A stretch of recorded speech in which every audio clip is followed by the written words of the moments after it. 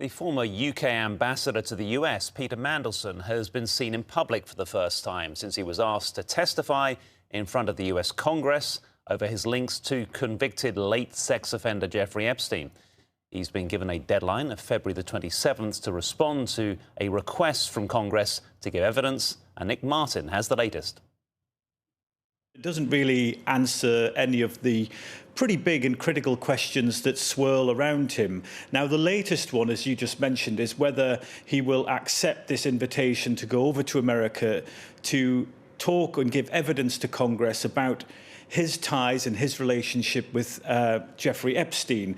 We don't know whether he is going to acquiesce to that. He's not compelled to do it. He doesn't need to go, but certainly it is a sign of interest by the United States because of his appearance in all of these documents that were released by the US Justice Department, in which, emails and messages were made public. And so some huge questions for him.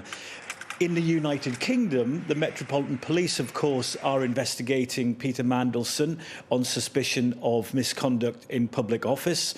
Of course, he lost his job as the UK ambassador to the United States when it became clearer of his deeper relationship with Jeffrey Epstein than at first had been declared.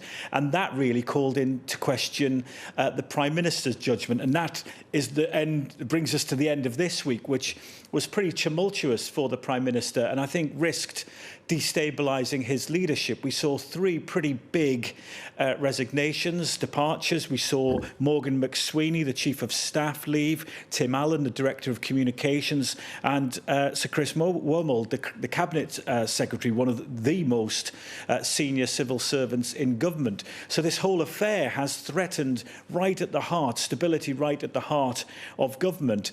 Peter Mandelson, of course, denies the allegations against him. One of the biggest was when he was Business Secretary back in 2009, that he leaked a speech which was about to be given by someone in the government to Jeffrey Epstein before it had been delivered, and the allegation is that it contained market-sensitive information that he passed on to Jeremy Epstein. He denies that as well, or he denies any wrongdoing.